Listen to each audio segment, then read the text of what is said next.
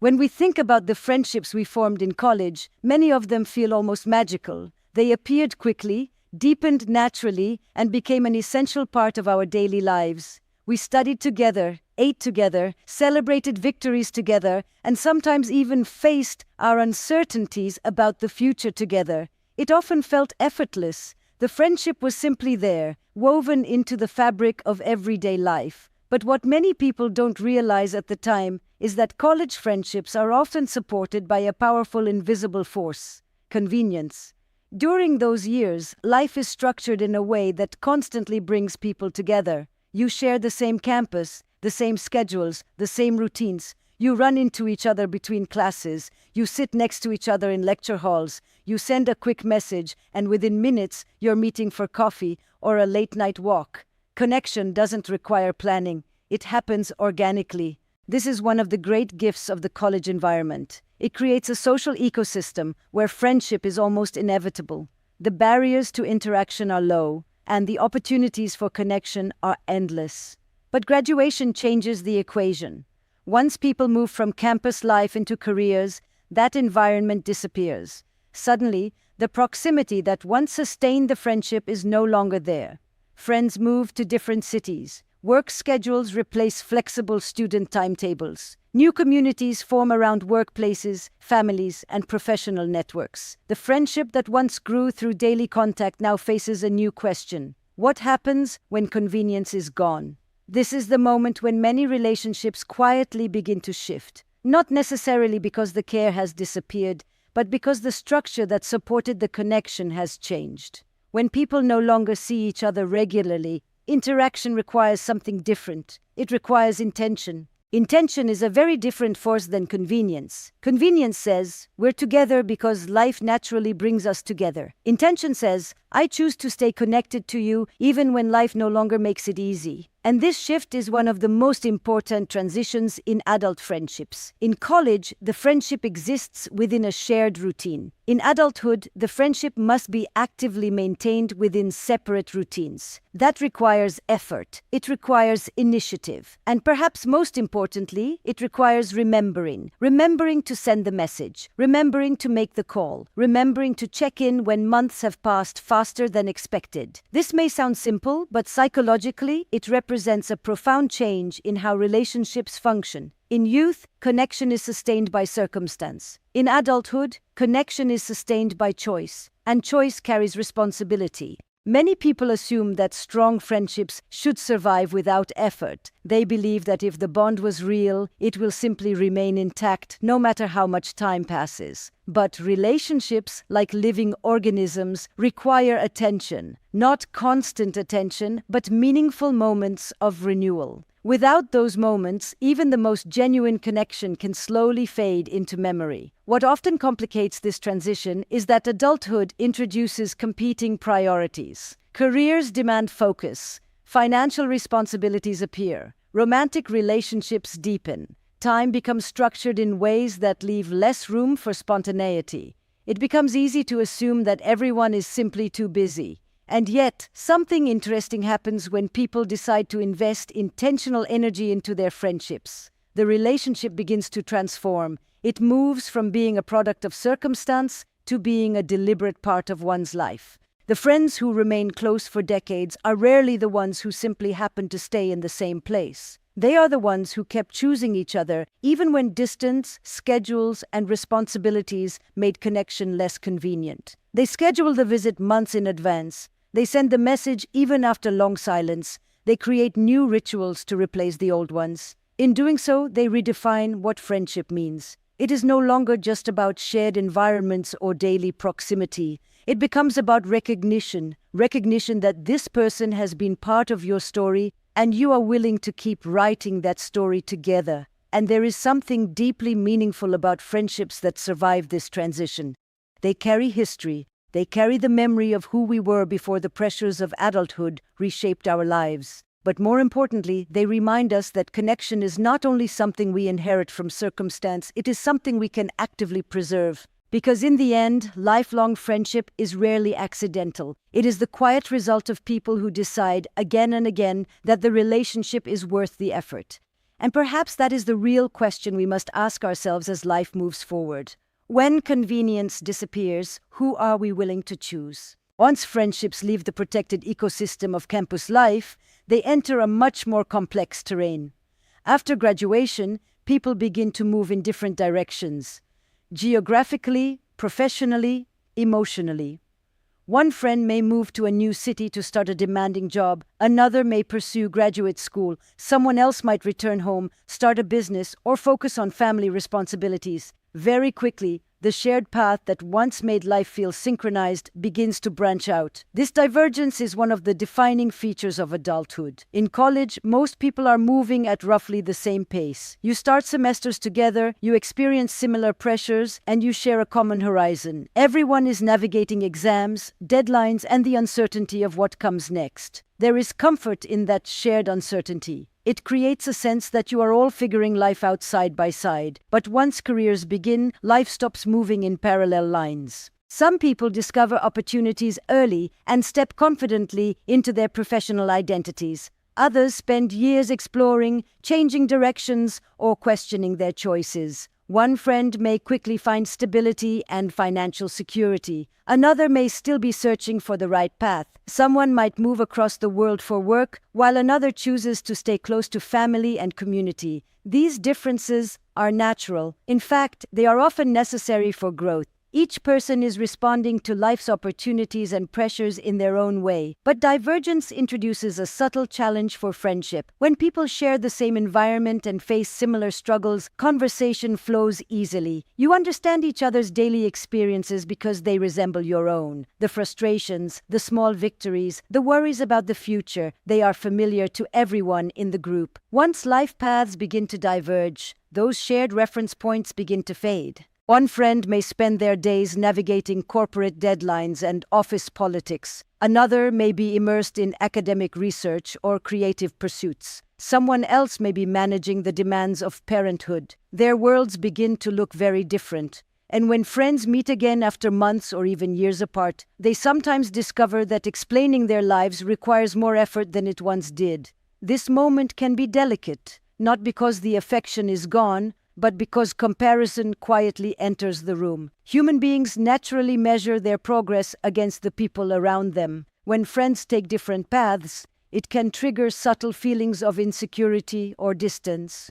The friend who feels uncertain about their career might hesitate to share struggles with someone who seems successful. The friend who is thriving professionally might worry about appearing insensitive when talking about achievements. Sometimes people begin to edit themselves in conversation. They reveal less, they simplify their stories, they avoid topics that feel uncomfortable. Slowly, without intention, the openness that once defined the friendship begins to narrow. Yet, divergence does not have to weaken connection. In fact, it can deepen it if people approach it with curiosity rather than comparison. Curiosity allows us to stay interested in each other's journeys, even when those journeys look very different from our own. It shifts the focus away from measuring progress and toward understanding experience. Instead of asking, "Are we moving at the same pace?" we begin asking a more meaningful question: "Who are you becoming?"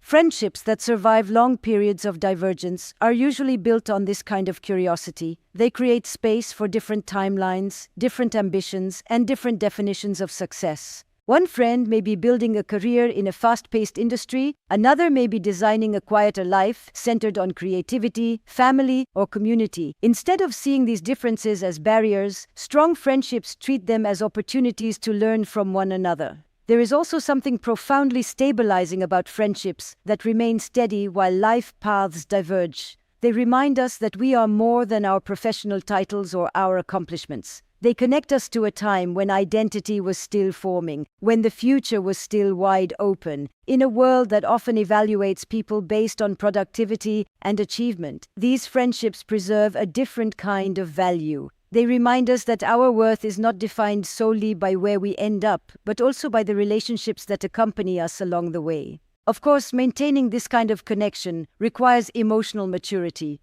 It requires the willingness to celebrate someone else's success without feeling diminished. It requires compassion when someone is struggling. And it requires the humility to recognize that every life unfolds according to its own rhythm. But when friends manage to hold that space for each other, something remarkable happens. Their relationship becomes larger than circumstance. It becomes a place where different versions of adulthood can coexist without judgment. And perhaps that is one of the most beautiful possibilities of lifelong friendship. The ability to walk different roads, yet still recognize each other as part of the same story. Because in the end, staying close does not require that our lives look the same. It only requires that no matter how far our paths travel, we remain curious enough to keep asking each other where the journey is leading. As we move from the structured life of college into the unpredictable terrain of careers and adulthood, one of the most profound shifts in friendship is the way we define closeness. In college, closeness often feels tangible. It is measured by proximity, shared experiences, and daily interactions. You see each other in class, walk across campus together, grab meals, study late at night, and celebrate milestones side by side. In that environment, closeness is almost built into the fabric of life itself. It feels effortless because the world around you constantly supports it. But adulthood introduces a new reality. Friends move to different cities, take on demanding careers, form new relationships, or start families. The routines that once brought you together vanish, and with them, the traditional markers of closeness. Suddenly, the number of shared experiences and face-to-face interactions diminishes. And this is where the challenge lies. We have to relearn what closeness means in a world where daily presence is no longer guaranteed. Closeness in adulthood is no longer about frequency, it is about depth. It is no longer measured in hours spent together, but in the quality of attention, the willingness to be vulnerable, and the effort to stay emotionally connected despite distance or time constraints. A single conversation after months apart can hold as much weight as a week of shared meals in college. The friendship becomes less about convenience and more about intention. This shift requires a subtle but powerful psychological recalibration. We must let go of the old yardstick that equated daily presence with commitment and recognize that relationships evolve. A friend who calls once a month may be just as invested or even more invested than the one we saw every day in college. The challenge is to honor the friendship in its new form rather than mourn the one it once was. Closeness in adulthood also demands emotional literacy. As people grow, they develop new perspectives, beliefs, and routines. Conversations that once revolved around immediate experiences, class schedules, campus events, exams, must now expand to include careers, personal growth, family, and the complexities of adult life. To stay close, friends must cultivate curiosity about these changes. They must listen actively, empathize without judgment, and celebrate differences rather than resist them. The philosophical beauty of this transformation is that it forces friendships to mature. In college, bonds often form around similarity and shared context. In adulthood, bonds are tested and refined through mutual recognition of each other's growth. You no longer need to mirror each other's experiences to feel connected. Instead, you engage with the friendship consciously, acknowledging that each person's life path is unique. This is also where trust becomes paramount. Distance and differing schedules can create moments of doubt. You might wonder if your friend still cares or if the relationship will survive the pressures of adulthood. The answer lies not in constant reassurance, but in consistency and presence over time. Closeness manifests in knowing that someone will be there when it matters, even if the interactions are infrequent. It is the understanding that the bond is resilient, not because it requires constant attention, but because it has been intentionally nurtured. Moreover, redefining closeness encourages flexibility. Friendships that last through adulthood are those that can adapt to changing circumstances without demanding perfection. They survive periods of silence, tolerate gaps in communication, and embrace new ways of connecting, whether through a brief phone call, a handwritten note, a shared experience across cities, or an annual reunion. The relationship is less rigid, less dependent on repetition, and more rooted in meaning and shared history. There is also an ethical dimension to this redefinition. By embracing a more mature sense of closeness, We recognize that relationships are not merely transactional. They are not about who is available at the moment or who is convenient. They are about commitment, attention, empathy, and shared humanity. Closeness becomes an intentional choice rather than a default condition of circumstance. In this way, adulthood allows us to appreciate the true depth of friendship. We come to understand that the friends who remain significant are not necessarily those who occupy the most space in our lives, but those who occupy the most emotional and moral space in our hearts. They are present in our thoughts, in our support, in our willingness to invest in connection despite life's competing demands. Ultimately, redefining closeness transforms how we experience relationships.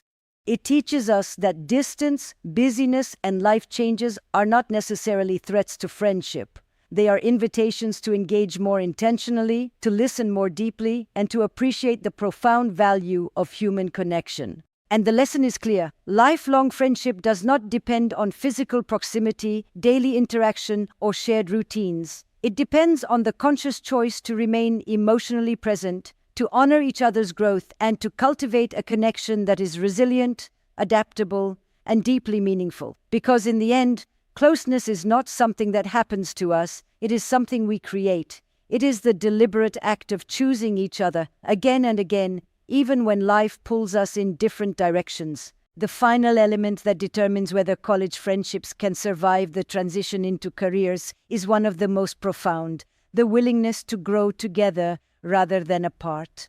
Life after college is defined by change. Change in geography, in career, in priorities, and in identity.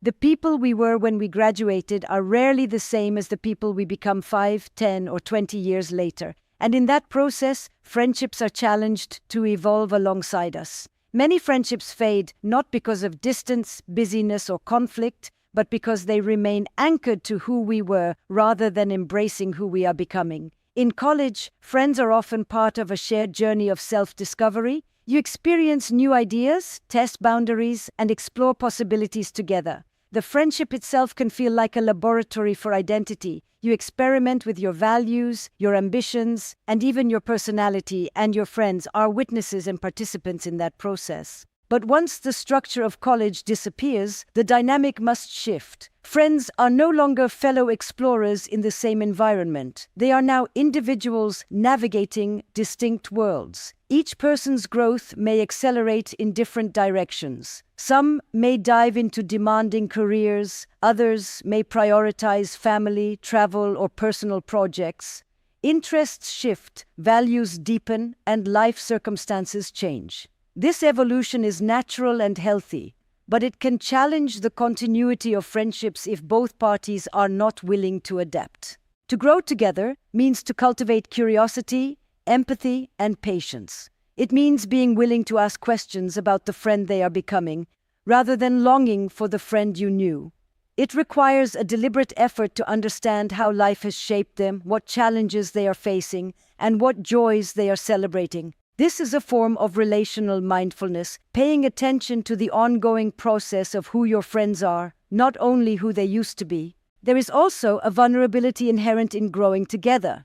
Adult life often brings pressures, responsibilities, and insecurities. A friend may be hesitant to share their struggles for fear of burdening you. Another may feel self-conscious about success or choices that diverge from your own. Maintaining a friendship across these changes requires creating a space where honesty, trust, and acceptance can flourish. It means listening without judgment, celebrating differences without resentment, and offering support even when you do not fully understand their path. This approach transforms friendship from a static bond into a living, evolving relationship.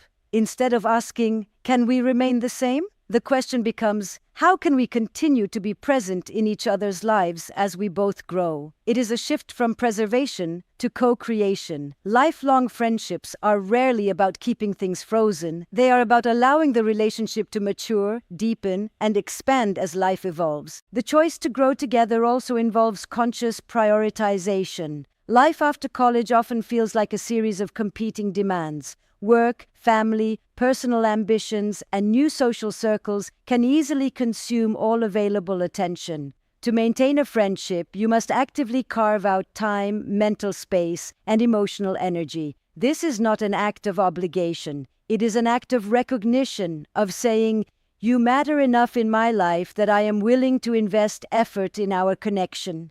Importantly, growing together does not mean eliminating distance or eliminating differences. In fact, the most enduring friendships often thrive despite or even because of divergent paths. Friends who grow together learn to appreciate not only similarities but also the richness that difference brings. They develop an understanding that what matters is not uniformity but continuity. The decision to remain connected, to stay curious, and to engage with each other meaningfully. Philosophically, this perspective invites us to consider friendships as intentional acts rather than passive inheritances. A friendship that survives into adulthood is a testament to choice, not convenience. It reflects a commitment to mutual growth, to embracing complexity, and to valuing connection over comfort. It is about sustaining a shared history while actively participating in each other's unfolding present and future. The friendships that endure are those in which both individuals see the relationship as a living, evolving entity. They are willing to navigate the tension between change and continuity, to hold space for each other's development, and to celebrate each other's successes and struggles alike. They understand that growth is not a threat to connection. It is the very soil in which deeper understanding, respect, and intimacy can flourish. And so, the essence of lifelong friendship is not simply maintaining contact or nostalgia for the past.